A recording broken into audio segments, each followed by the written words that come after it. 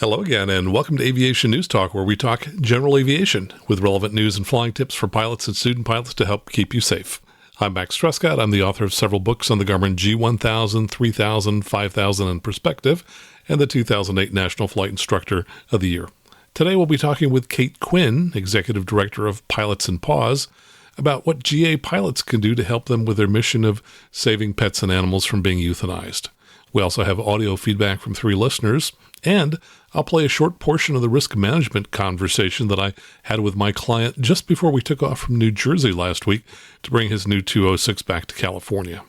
And so you don't miss next week's episode in whatever app you're listening to now, take a moment to touch the subscribe or follow key now so that next week's episode is downloaded for free.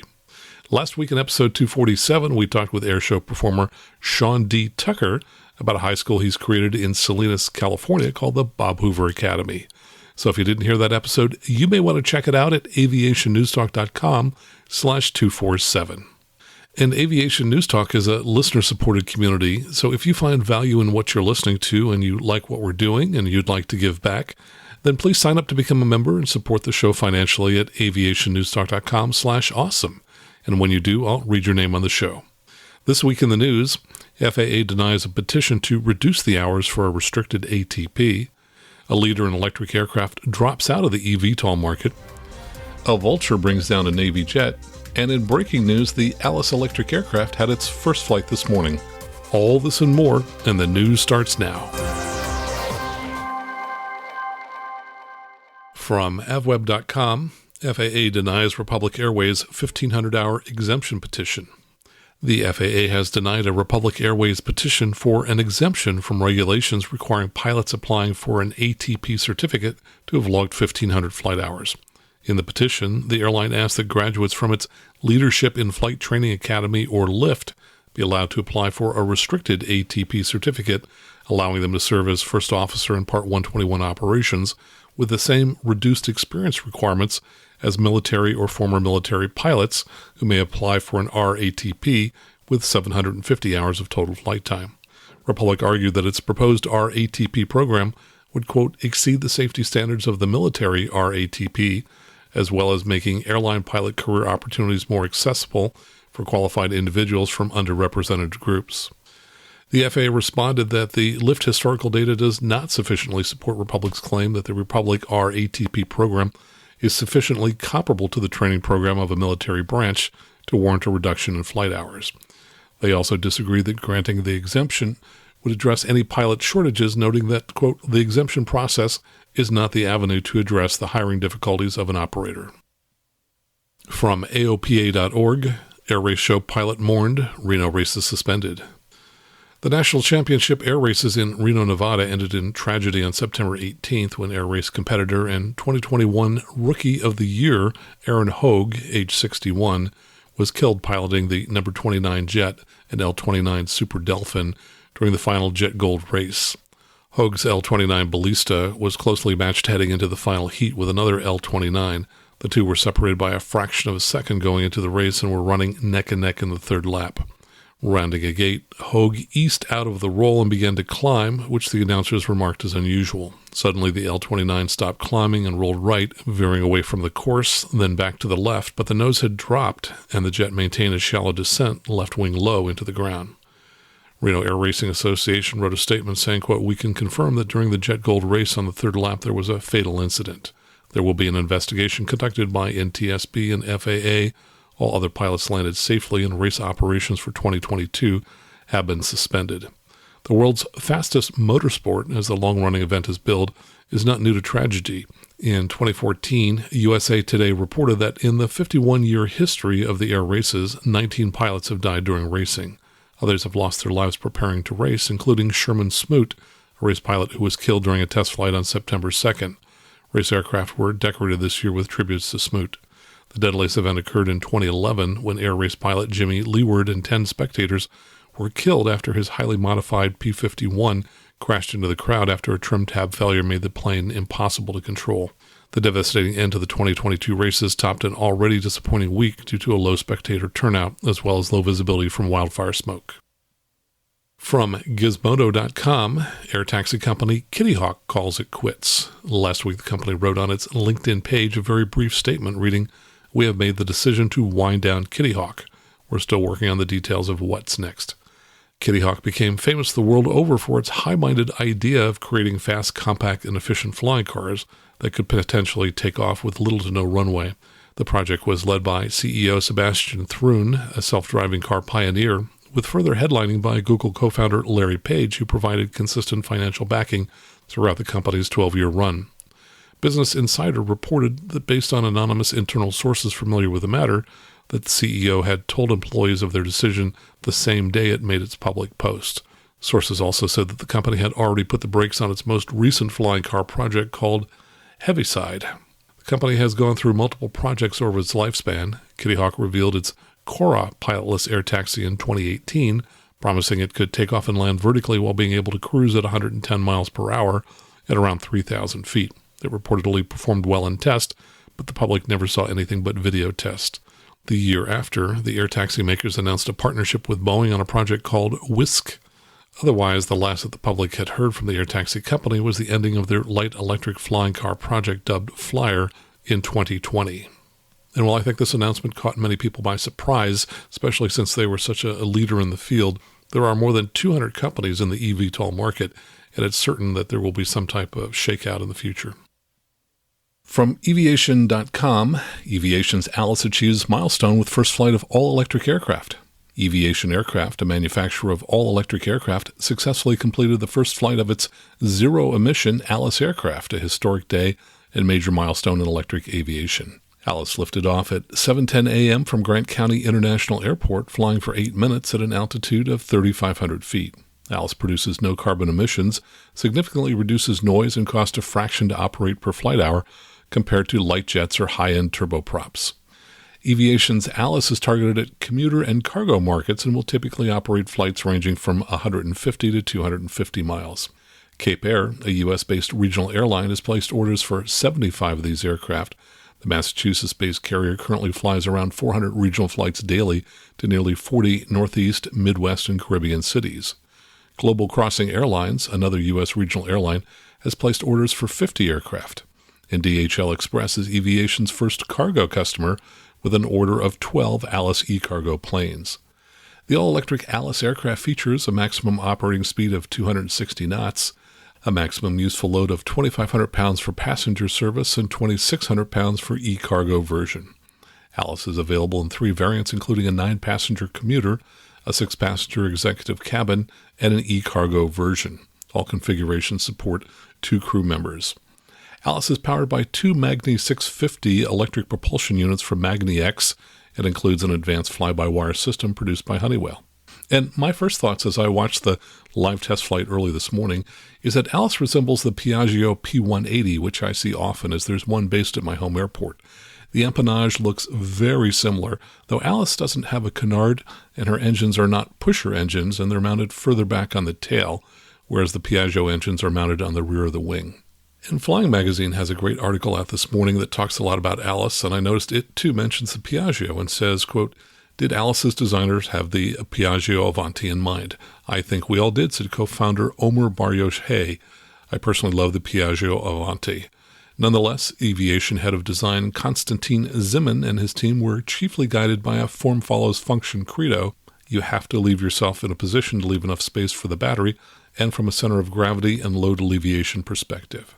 And I think it's a beautiful airplane, and personally I think that electric aircraft like Alice that look more like conventional aircraft will probably find success in the market sooner than the many eVTOL aircraft being developed. From avweb.com, Vulture downs Goshawk. The Navy has released pilot video of the crash of a T-45C Goshawk training aircraft at Lake Worth, Texas, in September of 2021, in which the aircraft ingested a vulture. The aircraft's engine quit, and although the runways were in sight, the crew and instructor and student didn't have the altitude to glide home. "We're going to try to make it to the runway," a pilot tells controllers. "Yeah, we're not going to make it. We're going to eject."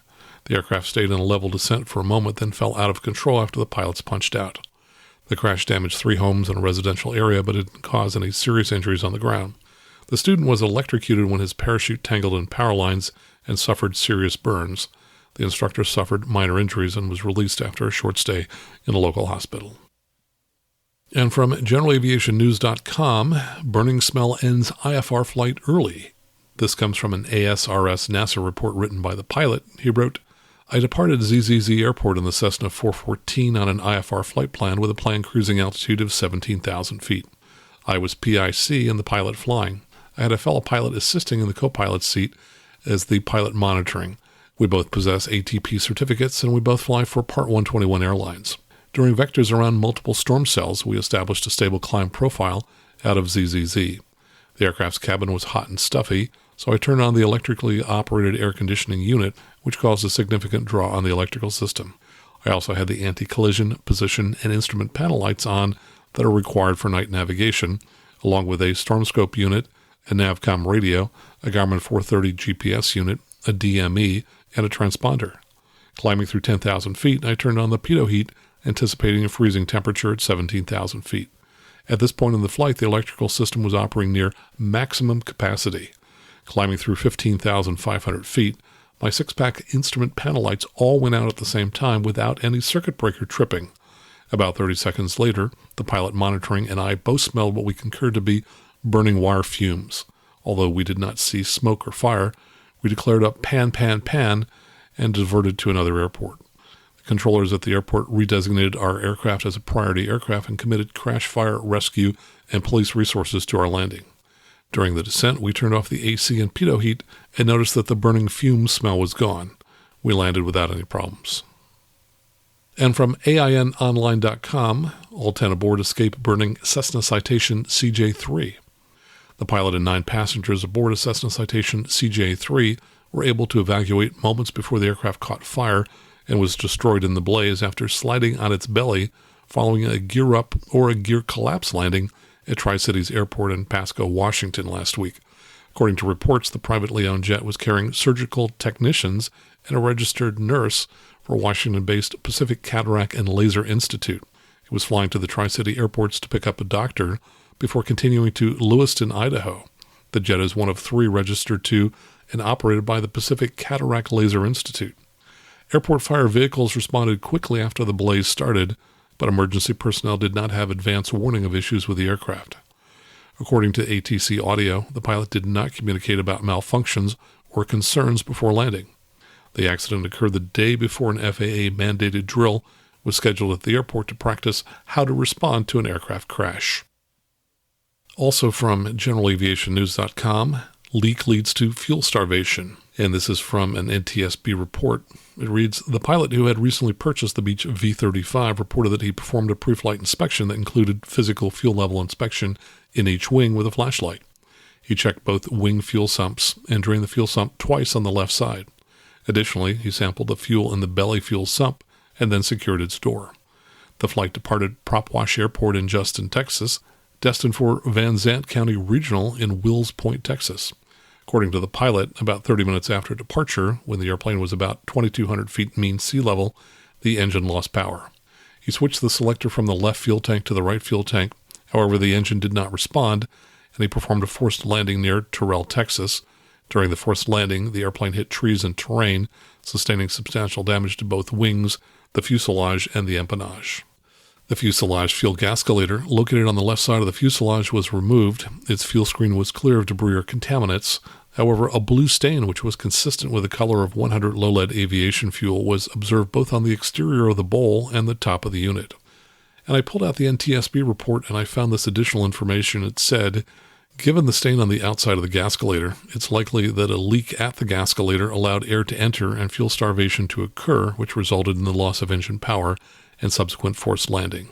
Probable cause, fuel starvation due to a fuel system leak, which resulted in a loss of engine power and the subsequent forced landing on unsuitable terrain.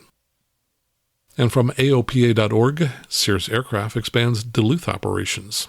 Sears Aircraft will invest heavily to transform the 189,000 square foot building on 39 acres into a state-of-the-art innovation center where engineers will develop the next generation of Cirrus aircraft, the company said.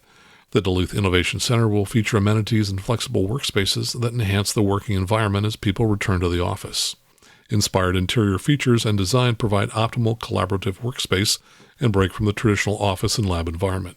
Cirrus purchased the former Northwest Airlines facility on August 24th for $1 in a deal that included a 60-year ground lease. Fair market value for the property was listed at over $9.8 million. In the agreement, Cirrus agreed to maintain 1,206 full-time jobs and create at least 80 new jobs over the next 3 years. The building, located at the Duluth International Airport in Minnesota, has been vacant since May 2020 after its former tenant, jet maintenance company AAR, closed, effectively cutting over 200 jobs. And from WBTW.com, improper parts installation, likely cause of deadly 2021 plane crash near Myrtle Beach. Improper parts installation was the probable cause of a deadly May 2021 plane crash near Myrtle Beach, according to the accident report published by the NTSB. The plane, a Piper PA-31P Navajo, crashed on its first flight since its yearly inspection, which took place 2 days prior to the crash. The mechanic inadvertently installed the elevator trim tabs in reverse, which resulted in the pitch trim system operating opposite of the pilot's input and the pilot's subsequent loss of control.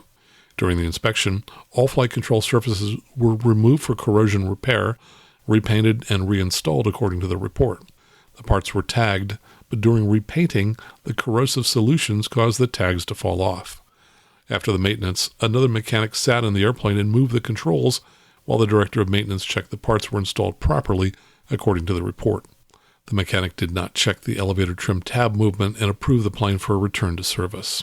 The maintenance facility also maintained a different version of the plane that crashed, which was, quote, designed with the elevator trim tab control rod and control horn positioned on the bottom of the trim tab, according to the report. It is possible that the mechanic may have thought the trim tab installation on the accident airplane was the same, which could explain why the mechanic inadvertently installed the elevator trim tabs in reverse, the report read. The report states that the mechanics could have also been looking at an incorrect illustrated parts catalog, which improperly showed the elevator trim tab control horn on the bottom of the trim tab. The 60-year-old pilot, James Harper, who was an American Airlines pilot, took off on runway 18. ATC told Harper to turn left, but he said he needed to return to the airport. The controller instructed the pilot to enter a right close traffic pattern at 1,500 feet MSL. The plane was about 1,000 feet MSL on the downwind leg of the traffic pattern when it descended to 450 feet MSL, climbed to 700 feet MSL, and then down to 475 feet MSL before losing contact with the radar. About 1 minute after requesting to return to the airport, ATC asked Harper if he needed any assistance, which Harper replied, yes, we're in trouble, according to the report. No other contact was made by the pilot, who died in the crash. Probable cause, the mechanic's inadvertent installation of the elevator trim tabs in reverse, which resulted in the pitch trim system operating opposite of the pilot's input and the pilot's subsequent loss of control. And finally, from WVLT.TV, NTSB releases report on deadly Jacksboro, Tennessee plane crash. After one person died in a plane crash at Campbell County Airport in late August, the NTSB released its preliminary findings. Deputies with the Campbell County Sheriff's Office responded to a reported plane crash at around 12:50 p.m. on August 29th. The FAA confirmed that a single-engine Aranca 7AC crashed just after noon near the Campbell County Airport. The spokesperson said the pilot, Jim Cole, was the only person on board. The NTSB report stated that a friend of Cole told investigators that he purchased the airplane the day before the flight. The friend also said it was Cole's first flight in 20 years, and he just wanted to take it up for a flight. Investigators said the friend told them that the airplane took off from the runway real early, made a sharp turn to the left, and then went down below the tree line. At that point, the friend called the authorities. Flight control continuity was established to all primary flight control surfaces, the report stated. The nose of the airplane was crushed aft to the cockpit. The engine and avionics instruments were destroyed by the impact. Well, that's the news for this week. Coming up next, some listener audio feedback as well as some of my updates. And then we'll talk with Kate Quinn, Executive Director of Pilots and Paws. All right here on the Aviation News Talk podcast.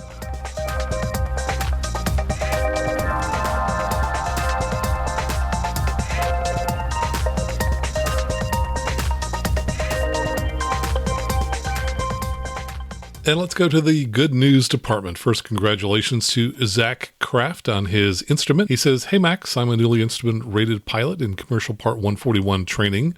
Your podcasts have inspired me to create folders of information that helped me understand for my future students. So it sounds like he's planning to become a CFI. He says, I fly at the Alliance Airport in Fort Worth. He introduced me to Catherine Cavagnaro and Seth Lake and Jason Blair, who are extremely helpful and transformative. Zach, that's great that you found the podcast so helpful. And congratulations to Bradley Smock on passing his private. He says, I've truly been enjoying your podcast and have recommended it or specific episodes to my CFI on multiple occasions. I fly out of Crosswinds Aviation in Pontiac, Michigan, like at least one of your other listeners. He says, I just passed my private check ride despite turning downwind lower than I expected. The oral portion was excellent in my DPE's words, and I thank your podcast for broadening and deepening my understanding of concepts more sketched than explained in the textbooks. Thanks for all your hard work. That's great, Bradley. Kudos to you on your private. And Josh McElhatton wrote in. He passed his instrument. Congratulations to you, Josh. He says, Max, I wanted to let you know I passed my instrument check ride today in my SR20, and I wanted to thank you for the great library of content you've produced that has helped me along the way. My first IFR flight plan will be on Friday to a CPPP event in Plymouth, Massachusetts, and I intend to never stop learning. Take care, and thank you, Josh McElhatton. And I've been to the Plymouth airport. I picked up a Cirrus years ago to bring back across the country, and my silly joke about the Plymouth airport is that that's where the Pilgrims first landed when they came to America. And congratulations to Patreon supporter Russ Irwin, who successfully completed his multi-engine check ride last week in a Diamond DA62. That's awesome. And he also has sent me a couple of emails, and I'll be reading those a little bit later in the podcast. Now, I mentioned in the last episode that I'd be bringing a 206 back with a client from New Jersey to California, and we had a successful trip. And I recorded a couple of the planning sessions that we held before we flew each day, and I posted them on Patreon so that anyone at any contribution level can get some insight into what we were thinking. And I wanted to share a portion of one of those recordings right now with you. It's the risk management portion of our discussion on the morning of our first flight. This was recorded in my hotel room in New Jersey. All right, here we are. Saturday morning, Sunday morning, what day is it? I think it's Sunday. Sunday morning. Getting ready to head off to the airport in just a few minutes. So I'm going to run through some risk factors that I've thought about. Probably the biggest one is we've got a really narrow runway, 40 feet wide. This will probably be one of the most narrow runways you'll ever be on anywhere. So I was looking at stuff for the day. That's probably number one. So I'd like to suggest for as a risk mitigation factor that I do the first takeoff. Yeah. I will use probably some rudder trim just to make sure that we have some assistance on that. Also, since it's turbocharged, there's a good chance that the turbocharger will overboost on the first flight of the day. And so typically you would go ahead and reduce the amount of hold pressure to 39 inches on the takeoff roll, and also reduce the mixture to 34 gallons per hour. That's a lot of extra complication on a very narrow short runway. Right. So I thought we would do a full power run-up before we take off.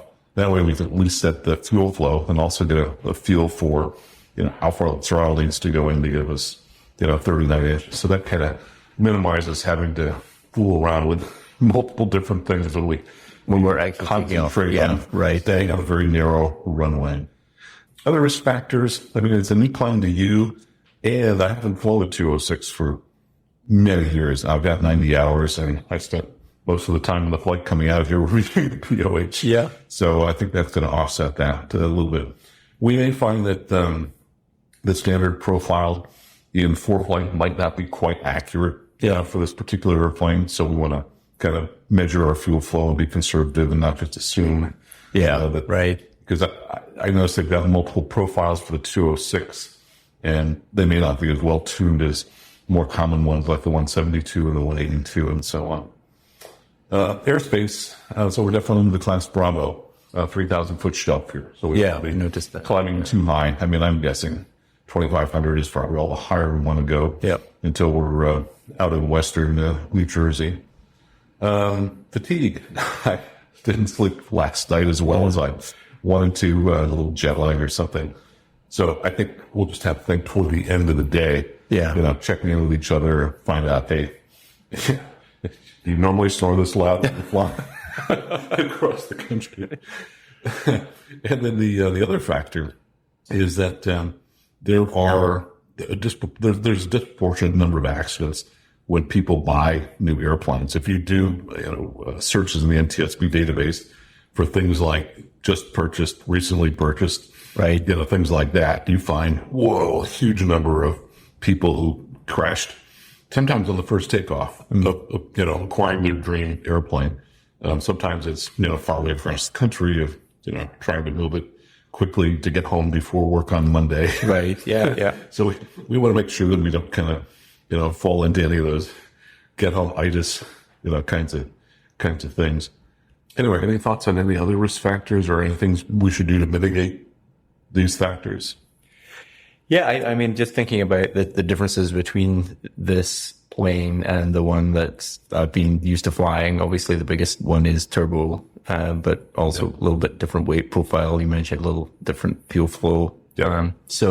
And famously, nose heavy, although as we've talked before, it's not actually that the nose is heavy, but more that it performs in that way. So just making sure that from an elevator perspective, we're compensating. For sure, lots of trim on final and even just before touchdown sometimes. But a lot of trim helps tremendously for a big airplane like this. And I'm going to stop it there, but the rest of the recording goes into detail about our plan for the day in terms of what airports we think we're going to stop at, how far we think we're going to get, and things like that. Takeoff from New Jersey went very well. Shortly after we took off, I looked out the right window and I saw my first job site, the old Hewlett-Packard New Jersey division. Pretty funny that it was right there under my right wing when I suddenly decided to start looking for it. So that was kind of fun. Flew over my old neighborhood in Bud Lake, New Jersey. Couldn't quite spot my house. There have been a lot of houses built there in the 30-plus years since I moved, but still fun to fly back in northern New Jersey, the fun hilly country and the fields, and oh my gosh, it's just beautiful out there. Our second day was kind of odd in a couple different ways. We made it to Oklahoma City on the first day, and the next morning when we got up, I decided that I wanted to head out first to Starbucks to pick up a large cup of chai tea that I was going to slowly sip for the rest of the day. And when my Uber arrived, I instantly noticed that the truck smelled like marijuana. I just thought, oh, brother. Anyway, I got into the truck. They took me over to the Starbucks. I picked up my order. We then went back. And when I got up to my hotel room, as we were starting the day, I realized my clothes now had marijuana smell on them. So I changed my clothes. Fortunately, I had an extra set of clothes because you never know what's going to happen. So that was kind of an odd start. A few minutes later, our hotel shuttle driver was going to drive us back to the airport, and I told her that we were headed not to the main terminal side of the airport at Oklahoma City, but to the GA side to AAR. And immediately she broke into her talk like a pirate imitations. Arr this, arr that. It occurred to me for quite some time that the letters AAR, which is the name of the FBO, was what caused her to launch into that. So anyway, that was kind of an odd start as well. Everything went well. We made it on to Albuquerque. And for our next stop, we were going to initially stop at Havasu City, which is right on the Arizona-California border. But I noticed that it was 100 degrees on the ground there. And if we continued a little bit further to Daggett, California, it was going to be 18 degrees cooler. Plus, they had cheaper fuel. So we got there. It was about 5 o'clock. We refueled the aircraft. Then around 5:30, we went to start the airplane, and it went click. And we discovered that we had a dead battery. That's when we also discovered that there's not a whole lot at the Daggett airport. There was nobody in sight anywhere. There are literally only 2 airplanes based on the field. Just not much there other than the fuel pumps. So we started phoning around immediately and determined that there was a mechanic at an airport about 30 miles away, Patrick, at the Apple Valley airport, who came out the next morning and helped us, which was really great. But it's so remote that there is no taxi service, no Uber, no hotel in the town of Daggett. It's only about 200 people. And so we got very lucky. 3 members from the volunteer fire department happened to come out to the airport around that time as they wanted to see what kinds of hazardous materials might be stored at the airport in case they ever had to fight a fire of the large hangar structure that was there. And they hung out with us for an hour or so as we tried to get the battery to charge with a charger we had borrowed from somebody. And ultimately, it got to be around 7 o'clock at night. The battery was not taking much of a charge. We had to have some kind of a plan, so I put a stake in the ground and I said, I'm going to call it. We are not going to continue on. It would be another 3 hours from there, which means we wouldn't be landing until after 10 p.m. We were already tired. It just made sense to stay there. And the guys from the fire department volunteered to drive us about 10 minutes to the hotel in another nearby town. And so they did that. We got out there, and a very friendly lady at the hotel there checked us in. We enjoyed talking with her. In fact, she helped me find the washing machine, which she didn't know where it was either since she was new, which I used to clean the clothes I was just talking about a moment ago. Anyway, the next morning, we called the member of the fire department, and he had his boss, the captain, who was just coming off duty, come out in his private car to pick us up and take us back to the airport. Soon after that, Patrick showed up, and what they determined was that the lead-acid battery in this airplane had not been serviced for a really long time, as there was very little water in the battery. So they used a couple of 8-ounce bottles. Literally, they used 16 ounces of water to try and bring the water level up to where it should be. Normally, you would use distilled water, but at this point, we were pretty much sure that the battery was at the end of its life, and it didn't really matter what kind of water we were going to put into it. They also brought a large battery, which they then used to jumpstart the aircraft, and that worked the first time, and then we were on our way. Last leg of the trip ended up being IFR at one point because there were so many clouds left over from the storm that had blown through Northern California a couple of days before over the weekend. So all in all, the trip worked out very well. As my wife always says, something always happens on these trips. And what we really discovered is that even though Daggett's a fairly isolated little airport, everybody we encountered was very friendly and very helpful, just kind of a reminder of the way small towns work. So yeah, it was kind of fun to get back to my roots since I grew up in a small town as well. And now let me read a few comments from people who listened to the audio and posted on the Patreon site. Trevor Moody wrote, enjoyed listening to your prep session for a very long cross country. I've done a few of these, but I know I have a lot to learn. Nice to hear how a pro approaches it. Also, it was interesting to hear the suggestion about the Cirrus icing course. I'm not a Cirrus pilot either, like your client, but it looks like a great refresher as we rapidly head back into the icing season in the PNW. And just to explain that comment, the aircraft we picked up does have the TKS option, which is an anti-icing capability for the aircraft. And so I'd recommended that since there's not a course available on that exact system, that I look at the icing awareness course that's available at cirrusapproach.com for $50, as it talks a lot about icing in general and about TKS systems specifically. Here's a comment from Sparky. He says, glad you made it back. It all adds to the airplane experience, dealing with minor mechanical issues. When I travel in general aviation, I always remind myself it's an adventure. If you have a deadline, take the airlines. Yeah, really excellent advice there. And Paul Daly wrote, reading this post took me back to about a month ago where Patrick at Midfield Aviation at the Apple Valley Airport saved us as well. One of the alternator brushes in our new-to-us plane was worn all the way down to the braid and throwing an overvoltage light. We were based just over the hill at KREI, but his help was appreciated just as much. He didn't even fuss at me when it seemed every time I touched something in the shop, it fell over. Great guy. Yes, absolutely. Patrick was just fantastic. So recommend anybody who needs service in that area, go to the Apple Valley Airport and hunt up Patrick at Midfield Aviation. And Julian Turacek said, epic and a great example of systematic problem solving and risk management.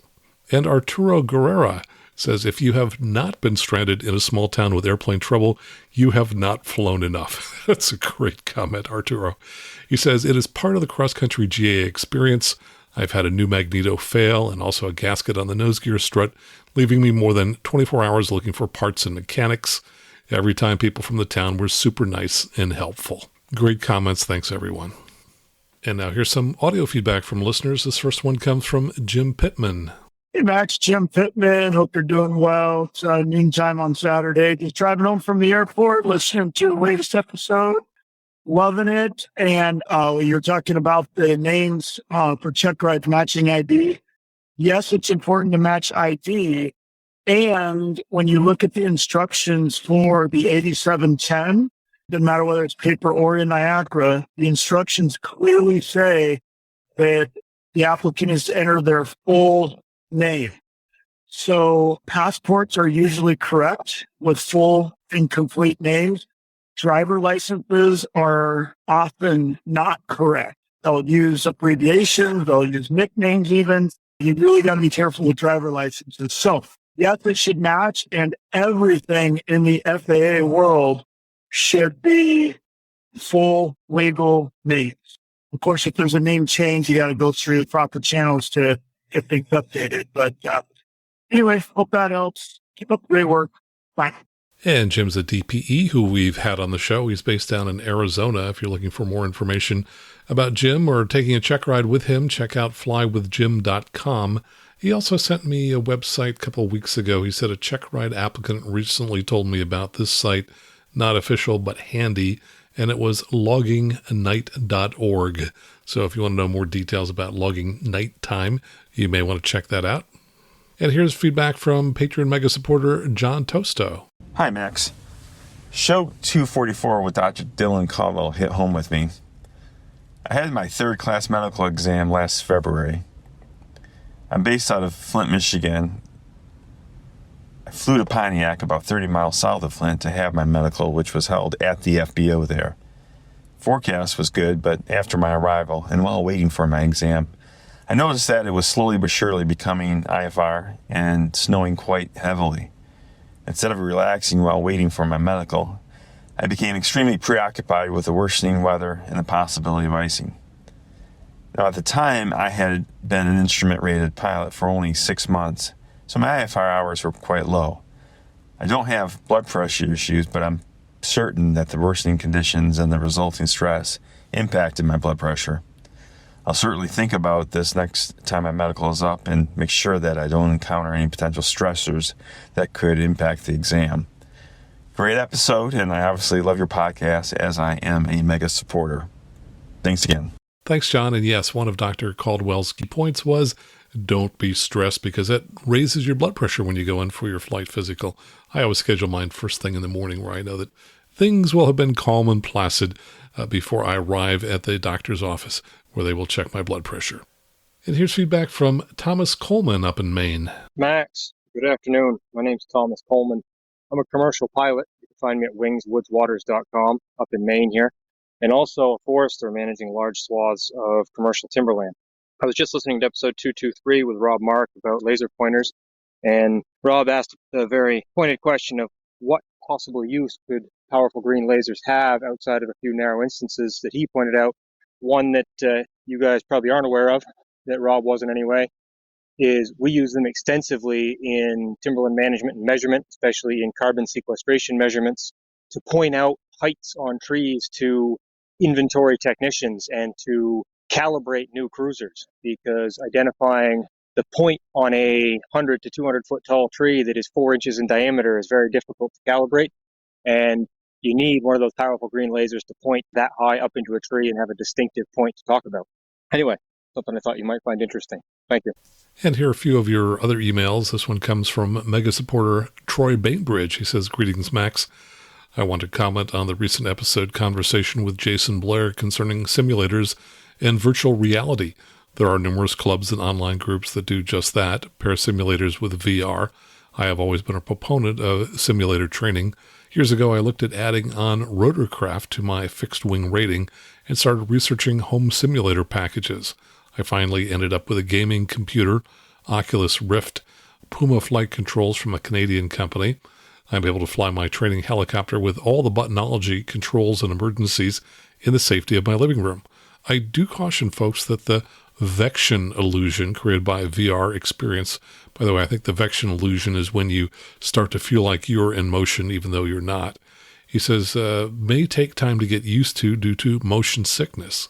Also, I think it's super important to have a qualified instructor teach you in the actual machine and then go practice at home. This way you can avoid bad self-taught habits. I still use my simulator to stay proficient. I haven't added purposeful smells to the training, but I do have my kids throw random emergencies at me from 3x5 cards that I prep in advance. Thanks for all you do." And by the way, I think that's an awesome idea to have your kids help you with 3x5 cards with emergencies. And this past weekend, I was driving with my wife, and I had her working with me on memory items that I'll need when I go back for my Vision Jet recurrent annual training in about 2 weeks. And here's an email from Zach. He says, I just watched your video on the 150th Cessna 340 collision in Watsonville, and it reminded me of one in San Marcos where I fly our Mooney. Though speed was not an issue in the San Marcos accident, it was similar in that each pilot was making callouts that should have one or both of them aborted their intended landings. The result, amazingly, after one aircraft ran over, rear-ended the other, was that both planes crashed into the airport grounds on short final with no fatalities. When I heard on the news about the Watsonville incident, I was curious about the circumstances. Your video does a good job of recommending the moments leading up to the speeding 340 running into the 152 and what could have been done differently by both parties. In the case of San Marcos, the tower had just closed for the day, and shortly after the accident, the tower hours were extended further into the evening. The pattern there can be quite busy. And here's an email from Patreon supporter Russ Irwin. He writes, a situation I've not heard raised in the non-towered mid-air discussion is when the direction of traffic changes based on which runway is in use. An example is Petaluma, California's Oscar 69. Runway 29 is right traffic, while runway 11 is left traffic. 29 is the calm wind runway and also the prevailing wind runway. A friend who was based there was on downwind for 29 and met, but fortunately avoided, a plane on left traffic for 11 who had not made any announcements. My friend subsequently moved his plane to a towered airport. Of course, the plane on left downwind for 11 should have made announcements and shouldn't have been using that runway, but it's an arrangement that is quite common, especially if development has encroached on one side of the airport. Thanks for all you do. And here's another email from Russ that I haven't had a chance to reply to, so we'll answer it here. I mentioned earlier that he had passed his multi-engine check ride in a DA-62, and in that email he says one thing that stood out from training and check ride was the question of when does the landing gear come up? Is it climb established, and do you determine that using the vertical speed indicator or altimeter, or is it 50 feet AGL? This seems to be a gray area for GA. It could be a good topic for one of your podcasts. And Russ, I've always heard two things fairly consistently. One is that you need to have a positive rate of climb, and I've always used the VSI to make sure that I've got a positive rate of climb. And the other one is that you want to leave the gear down until you're out of usable runway. And that certainly helped me when I was in a Vision Jet simulator. We took off from a really long runway. I climbed up into a low overcast, but I left the landing gear down because I could tell from the synthetic vision that I still had lots of runway available in front of me. And wouldn't you know, the simulator instructor failed my engine.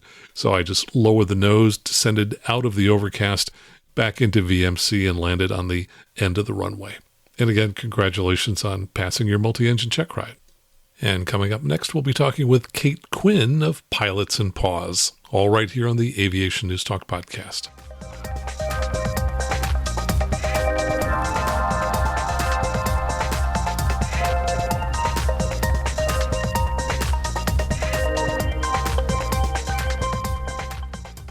And now let me tell you a little bit about Kate Quinn. Kate began volunteering with Pilots and Paws at the launch of the organization back in February 2008.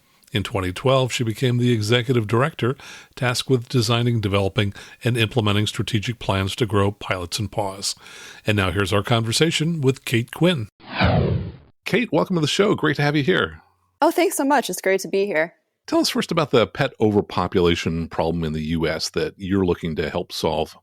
Yeah, so Pilots and Paws' mission is to provide free transport for animals in need. And we're doing that to tackle the fact that 2 million animals are euthanized in the U.S. every year. We started 15 years ago in 2008, and that number was actually closer to 4 million. So we are, trending in the right direction. There are a lot of different factors that I think are involved. For one thing, people are adopting versus shopping. So they're going to, their local shelters, their local animal rescues, and they're picking out, the newest member of their family member that way. And there's also, spay and neuter laws and spay and neuter practices that are helping as well. And Pilot and Paws is not a shelter, right? People don't go to you to find animals. Tell us how pilots are helping you, solve this problem.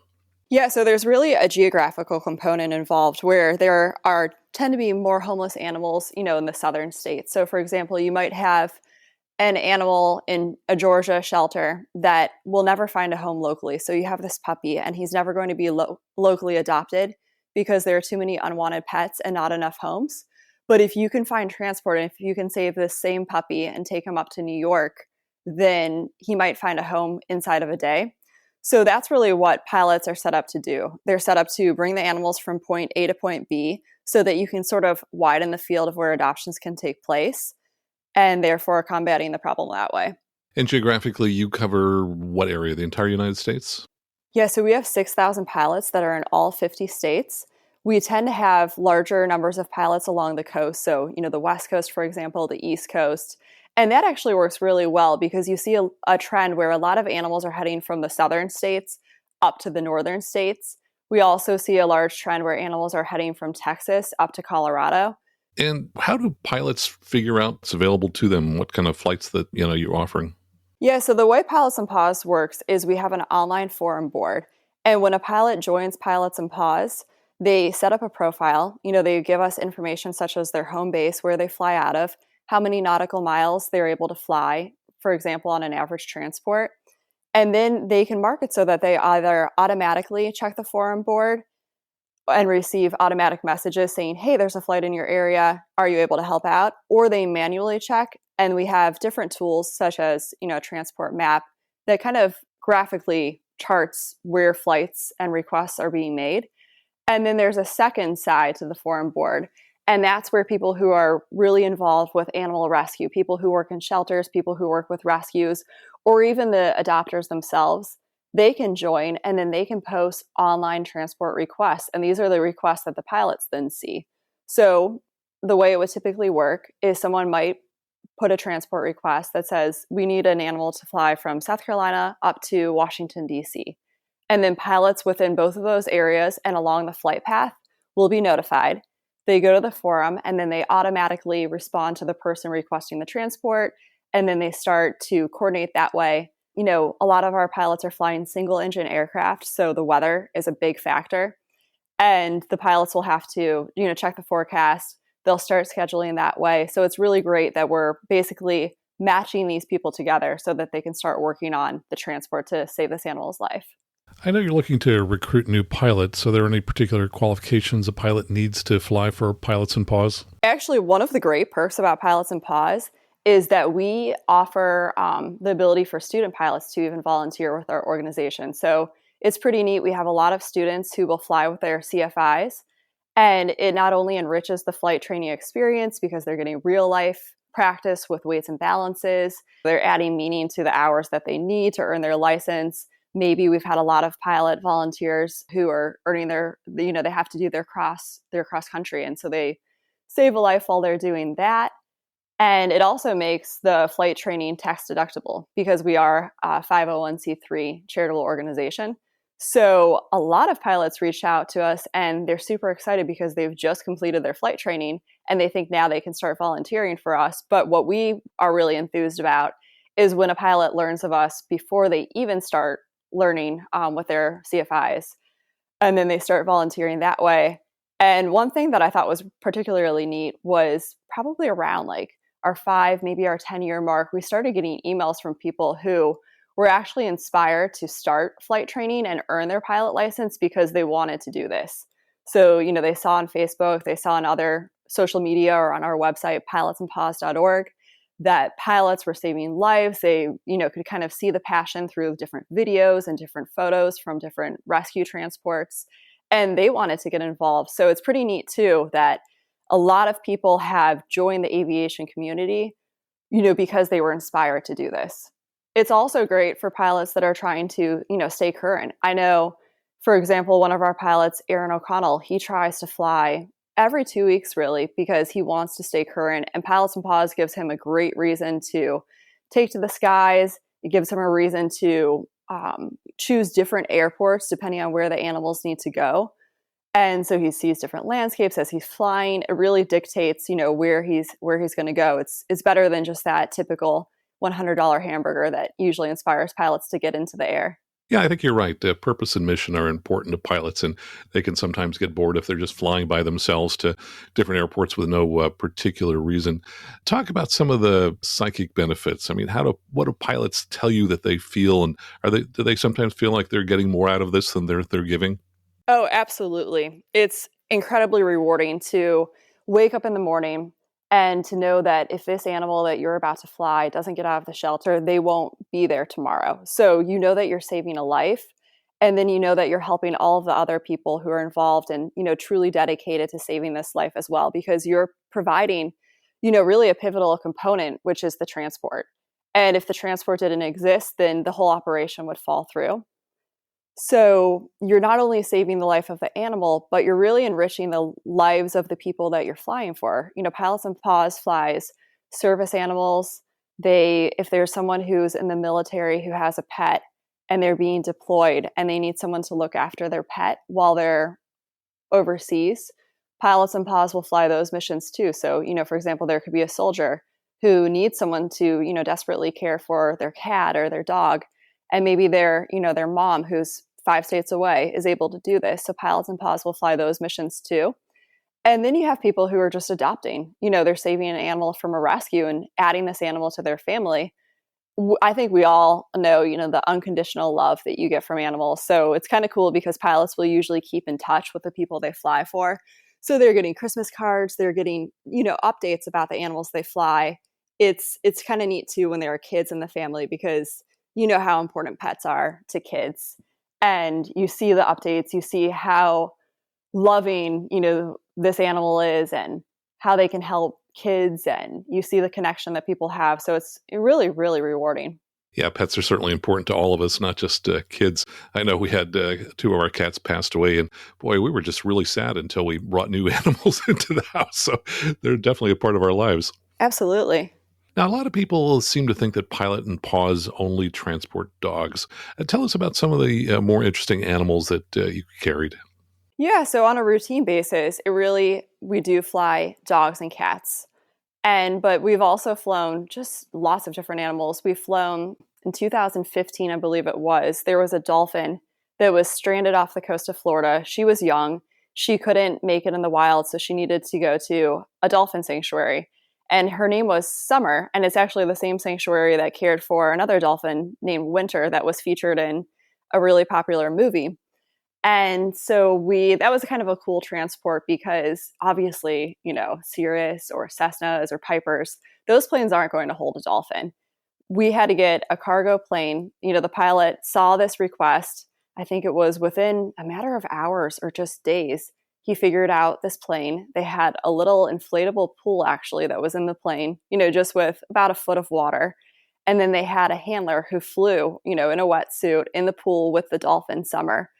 And so that was actually a really neat transport because, you're saving her life, you're getting her to this sanctuary, and it was something that you definitely don't see every day. That was the first time we ever flew a dolphin.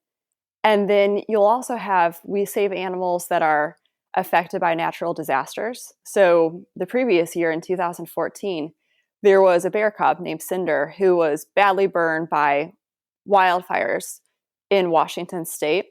He was in the eastern Washington, and someone who actually lost their home due to the fire found him, and he was crawling on his legs and, on his elbows because his paws were just too burned. So a biologist, came, determined that Cinder needed to get crucial medical care. I believe the vet who did everything pro bono was in Lake Tahoe.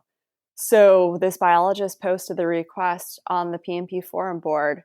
And within the same day, a pilot volunteered to make this flight. And this pilot was actually going to kind of a similar route for business. And so he diverted and then brought Cinder to Lake Tahoe. And really the premise of Pilots and Paws is if you're already heading somewhere for business or pleasure, why not check the forum board and see if there's an animal that needs to go, the same way? Because pilots are often in the sky and it makes, the cost of the flight tax deductible. It adds meaning. But one cool thing that we've seen is a lot of pilots are now checking the forum board, and where the animals need to go is actually dictating where they're going to fly. It's just, this is the reason that they're flying a great majority of the time. Well, it's a great reason to get into the skies. Yeah, we've also flown, snakes, we've flown rabbits, we've flown turtles, eagles, different birds that perhaps are injured and need to go to sanctuaries as well. There was a time when pilots worked with the Coast Guard to move, I think it was a total of more than 500 sea turtles.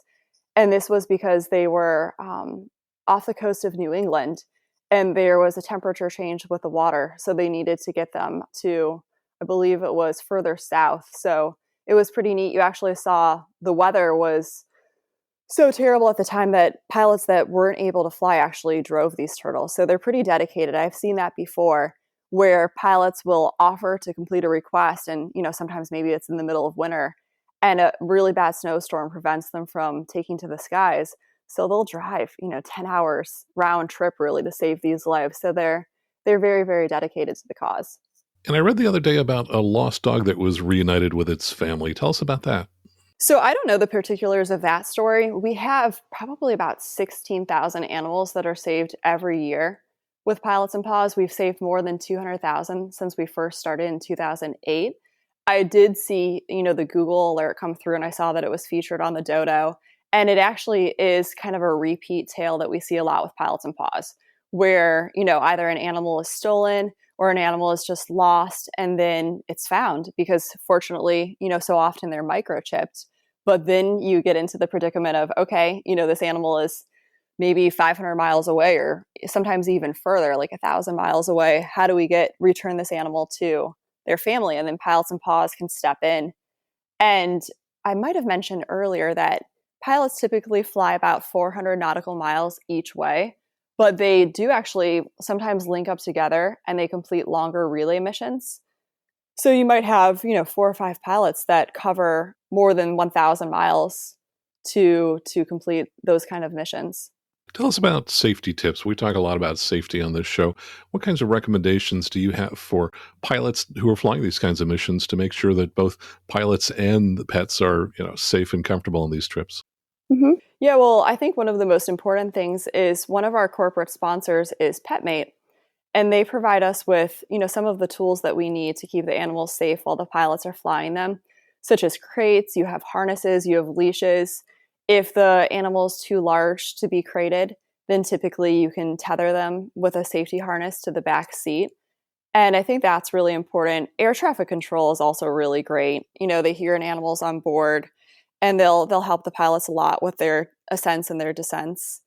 But basically, if you need oxygen, an animal will need oxygen. So typically pilots will fly at lower altitudes.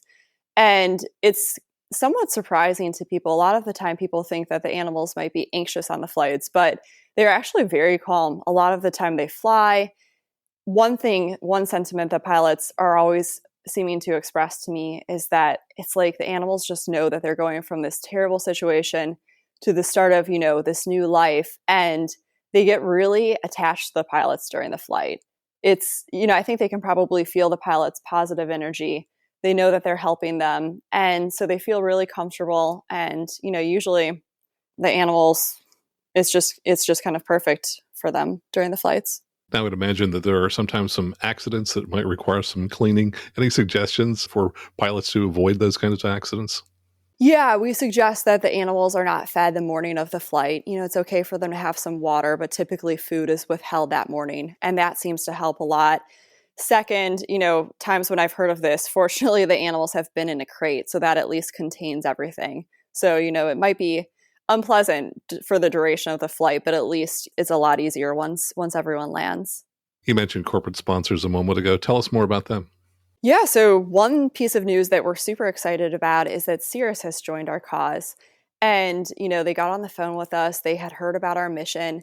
And it was something that really fit with their team. They're huge animal lovers, and they wanted to help us to showcase what we do.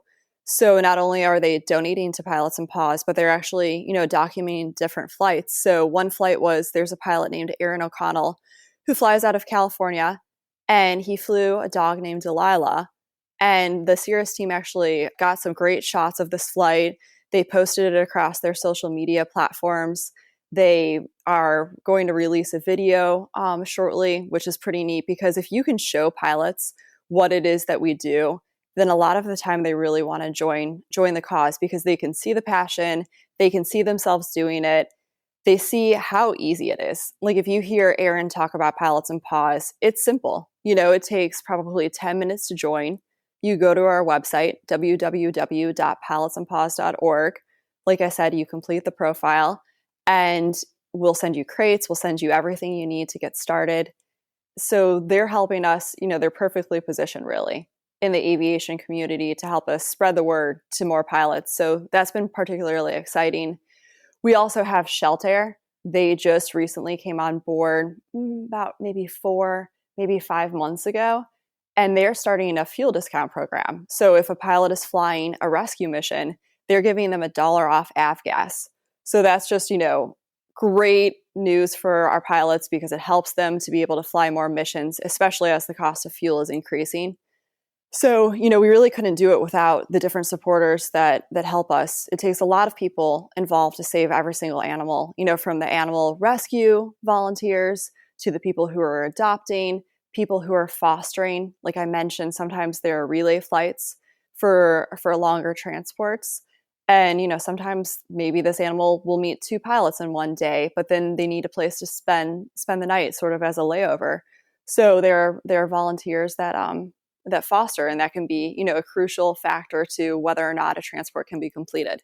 I saw that you have probably more volunteers than you have pilots. What are some of the other kinds of volunteer work that you're looking for if somebody isn't a pilot but might be interested in helping? Yeah. So there are people who, maybe they have different skill sets, people who are great at fundraising. And then they'll contact us and they'll want to, set up a fundraiser. Or there might be people who want to drive an animal to the airport. The rescue volunteers are really great that if, they're even maybe an hour away from the airport that the pilot flies in and out of, they make it work to bring the animal to the airport where the pilot's plane is. And I know that pilots really appreciate that. That's really helpful to them. And, on the other side of that, the rescue volunteers, are very, very grateful. They know what an incredible gift, generosity that these pilots, are sharing their gift of flight, really. And, it's very expensive. All of the costs fall on the shoulders of the pilots. Fortunately, like I mentioned, there are tax deductions that they can take advantage of. But, it's definitely expensive, not only giving of their time, but also just of, their planes. Pilots sometimes rent planes to complete these missions. And if they do rent, then 100% of the cost of the rental is tax deductible. So they don't have to own their aircraft. I think, a great number do. A great number have access to a club plane, or then they'll rent a plane also for the missions. And I've read about some large flyaway events that you've held occasionally. Tell us about those. Yeah, the flyaways are really cool. I think the largest flyaway we saved 535 animals in one day. So sort of the way it works is you will have anything from maybe 10 to 80 pilots involved for a flyaway. The pilots typically fly in the night before. Everyone goes over the plan for the next morning. It's a lot of coordination on the parts of the pilots, for us, for the rescues, because you already have the dogs assigned to each plane. Sometimes they go to different areas. So you'll, fly out from one airport and then maybe there are 3 different locations that are ending points. But it's pretty cool because we emptied an entire shelter. The pilots love it because it's a great way for them to network, with people who share their passion for aviation and for animals. And, we invite our pilots to contact us if they're interested in having a flyaway, and then we'll give them all of the support they need, to pull this off. You had mentioned that you were excited to talk to me because I'm a CFI. Tell me why. Yeah, that was particularly interesting to me because we have a lot of CFIs and a lot of flight schools that are teaming up with Pilots and Paws because they see that their students are very interested in this. The cost of flying is so expensive, but if their students are flying P&P missions, then it makes the cost of the flight and the cost of the training tax deductible. It also really enriches the whole experience. It gives them a great reason to fly. So we are really trying to spread the word to the flight schools to tell them, hey, this is a great thing. As your students are learning how to fly, they can get excited about this. You can fly these missions together. They get some really great training. So it's been pretty cool having flight schools reach out to us really on a weekly basis and seeing those stories come through because they share the photos, they share the videos. It's great to see people interested in aviation, people who are new to the experience, and to see those smiles and see the pictures of them completing their first mission as they're doing something that's pretty cool and pretty new to them is definitely exciting. So, Kate, tell us, where do people go to find out more about Pilots and Paws? To find out more about Pilots and Paws, you can visit www.pilotsandpaws.org. We also have Facebook, and we have Instagram, we have Twitter. You'll see there are some really easy steps to join if you're a pilot. If you're not a pilot, but you know a pilot, definitely spread the word to us, because we have 6,000 in all 50 states. But our goal is to get to 10,000. And one of the reasons we have that goal is, as we've seen our organization grow over the years, we've seen fewer flights go uncompleted on the forum board. So it makes sense that the more pilots you have, the more animals that are saved. It's also important because there are different areas where we don't have as many pilots, sort of the central states, more rural areas as opposed to urban areas. But there are great needs in those areas. And for example, if there's a relay flight and you don't have a pilot who can fly from point C to D, then the entire operation breaks down. So it's really important for us to grow our numbers, and it's very, very, very easy for pilots to join. I think that they're usually surprised at how simple it is and how it's just kind of a natural thing for them. They can join, they can message other pilots in their area. Sometimes pilots will offer for them to fly, like a new pilot will fly right seat with a more experienced pilot. So it's a great way to go out and get involved and do something that is so rewarding and, you can have passion for. And at the end of the day, you know that you've saved a life. Kate, thanks so much for your time today. Oh yeah, thanks. It was great speaking with you. And my thanks to Kate Quinn for spending time talking with us today. You can find out more about Pilots and Paws by going out to paws.org. And I think what I really like about Pilots and Paws is it gives a great mission for pilots who are looking for something to do with their skills, looking for a way to give back. Years ago, I used to think that the mere act of flying an airplane by myself somewhere gave me pleasure. And what I realized over time was, nope, I really wanted to have some type of mission. And I remember a pilot locally who had purchased a Cirrus SR20. He kept it for just a couple of years, and he never really had a mission. He would just fly to different airports, and he got bored. He finally sold his airplane. So don't let that happen to you. Find something that really motivates you to go out and fly. It might be Pilots and Paws. It might be other reasons. Certainly my motivation is to go out and give great flight instruction to help people fly more safely. And speaking of motivation, here's an email from patron supporter Rick Schultz. He says, as an aside, the eureka moment for me while listening to episode 236 that inspired me to support the show was when you specifically mentioned the new AIM 123C5 and the draft AC 90-119 standards, allowing the use of GPS on instrument approaches in coordination with monitoring the VOR on a secondary radio. Also, the specific prohibition of using this method on an ILS or localizer approach. Now, let me mention a few other people who have been motivated to join the show. See if you know any of these people. At the $35 a month level, Brian Elliott joined us. At the $20 a month level, we have Zach Kraft, John Coral, and Sean Neville. We also have a number of new $8 supporters, including John Somiak, Avi Ben Menahem, and Matthew Kolflesh. And Paul Daly added his pledge up to $3 a month. We also had a generous one-time donation from Charles Goshen, who donated via PayPal. He said, "Thank you so much for your awesome aviation podcast. They are a great way to keep updated, an excellent way to pass my commute time.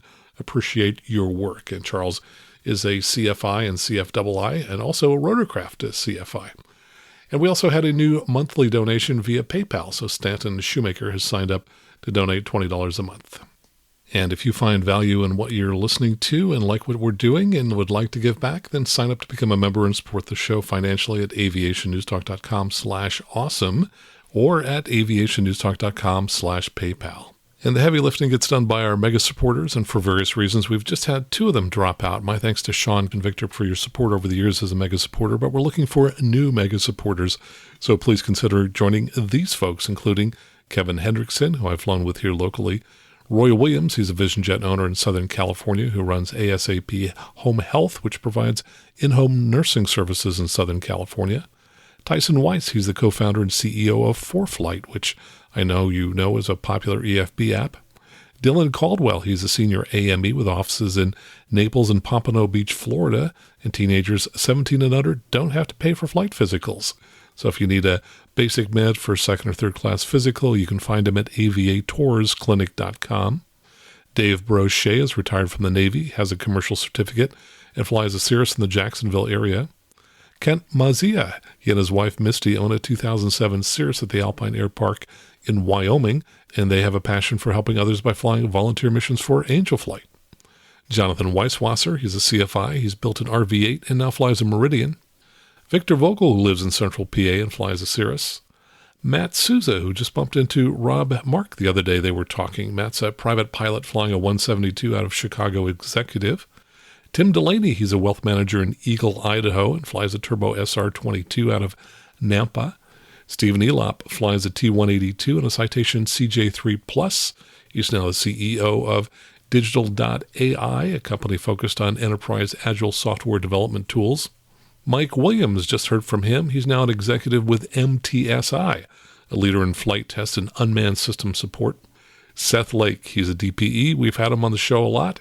He specializes in teaching the multi-engine rating in his beach travel air. So if you're interested in getting your multi-engine rating or you're looking for a check ride and you can travel to Arkansas, check him out at vsl.aero. Rick Miller now teaches full-time in the Cincinnati area, both out of the Lunken Flight Training Center and with private owners of Piper's, Cessna's Beechcraft Cicadas. Justin Winter, who brokers real estate on Lake Kiwi in South Carolina and flies a 2019 SR22. Carl and Ann Rossi of Maine Cooncat Aviation. They fly a pair of Cessna T240 aircraft and a 2021 Piper M350. Johnny McDade, who's a singer, songwriter, musician, and record producer. Jim Goldfuss, he's a CFI at the Republic Airport on Long Island in New York. He's also teaching as a ground instructor at Pilot Proficiency International.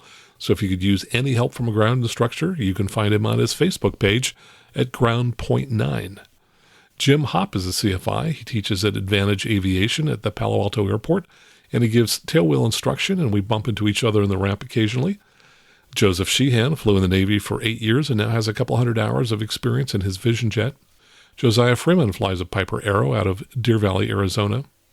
William Birch donates to the show in the memory of his son, Lieutenant J.G. Wallace Birch, who was a naval aviator. Don Hakela, he's with Professional Instrument Courses. They conduct 10-day instrument courses, IFR finish-up and IFR refresher courses at iflyifr.com. Stephen Bush, we've had him on the show. He's the owner of Lone Star Helicopters in Lago Vista, Texas. They do a lot of add-on ratings from fixed wings to helicopter and can be found at lonestarheli.com. Don Dillman, he's a professional pilot who runs an airline flight department. He's also a CFI, flies a Bonanza, and he's a Cirrus CSIP instructor. Rick Mattis flies a Cessna 210 out of Fort Worth Meacham. John Tosto, who we just heard from, he's an attorney from Flint, Michigan, a member of the Greater Flint Pilots Association and co-owner of a Cherokee 6. Vic Bajaj, who flies locally in the Bay Area here. Mark Holzbach lives in southwestern PA and is a longtime aviation enthusiast who wants to get his private when he retires. He runs bodandsteel.com, which makes industrial fasteners. Tim Crawford, he's a CFI with Crosswinds Aviation at the Oakland County Airport north of Detroit. He owns a VTOL Bonanza and runs a company called BrainSpring that helps kids with dyslexia. James Kerr, we helped him find an SR22. His company makes security screens for protecting your home, and you can find out more at bosssecurity.com. Ed Kelly flies a Saratoga out of Mount Pleasant, South Carolina, and his son Bennett is his best co-pilot. Jeff Brausch. Michael Ron, he runs a small wealth management firm in The Woodlands, Texas, and you can find them at The Sum, that's S-U-M, planning.com, and he's thinking about buying a Cirrus. Tud Cussall lives in Arizona, flies an SR-22. Chris Carnahan, president of Boone Valley Forest Products, and flies a VTOL Bonanza out of Spirit Airport in St. Louis. Marlon Dutra, he works in tech here in the San Francisco Bay Area and flies an SR-20, and we just flew together in the club's Diamond DA-42. Richard Clark plans to start instrument training, and he's about 18 months into the build of a Vans RV-14A. Greg Campbell is a high-tech entrepreneur from Canada, flying a DA-40NG and working on his instrument. John Sendak, he's a hospital executive in the New York metro area. He flies an SR-22 based at Republic on Long Island, and he's training for his commercial. Troy Bainbridge is a CFI who teaches out of the Weed and Redding airports in Northern California. He also specializes in paragliders and has an advanced P4 rating and T3 tandem instructor rating. Bob Recall, he's been busy, passed his private and instrument this past year and is about to work on his commercial. Rob Thomas lives near Atlanta, flies a Cessna 182 with a Texas Skyways conversion. Ed Perry lives in Austin, Texas, and flies a 1977 182 out of Georgetown. Eric Stovall lives in Fishers, Indiana, and flies a Cirrus. Jim Winter flies an SR20. Lambo Jayabanan, he's CTO and co-founder of an ed tech startup called Knowledge Hook, focused on math education from K through 12. Daniel Maddox flies a G36 out of MKC and 18AZ. Jim Gray from iRecover Treatment Centers. John Trowbridge is a doc in Humble, Texas, and flies his 4 air coupes. Scott Albuquerque, part owner of an SR22, and flies out of Oakland County in Michigan. Dan Morris, he's a former Air Force firefighter, currently a cardiovascular ICU nurse, uses his GI benefits to work on his pilot ratings through Liberty University. Robert Chody, he's checking out an SR20 and starting off where he left off on his IFR rating. Wesley Shutt. Rick Crockett flies a Cessna 172 XP with 29-inch bush tires and flies a Cirrus out of Henderson, Nevada. He's buying a Bonanza F-33A. Jacques Damas working on his private at Springfield, Missouri Downtown Airport. Arjun Guraj, MD, flies a 2021 Cirrus SR20 out of North Las Vegas and has a goal to land at every Bravo airport in the U.S. Dan Sweeney, he's a student pilot working on his private in an SR20 at Mike Goulian Aviation in Bedford, Mass. Sean Murray, he's a private pilot in South Africa who mostly flies a Baron and an R-44 helicopter. Phil, who lives on the West Coast and plans to start instrument training soon. Phil Parham lives in Georgia and working on his instrument rating. Carson Stilson, he started an aviation wearables brand that you can read about at Wearworthy, that's W-A-I-R, airworthy.com. Their first product is a high-tech flight bag. And Arturo Guerrera, who donates in the memory of his son Arturo Jr. Arturo also owns a software company that created a solution for EAPIS called FlashPass, which is available for the iPhone, Android. It can be found at flashpass.net. And I want to thank everyone who contributes to the show in whatever way you do, whether it's leaving a review on whatever app you're listening to us on now, whether it's sending your emails and feedbacks or donating to us financially. So until next time, fly safely, have fun, and keep the blue side up.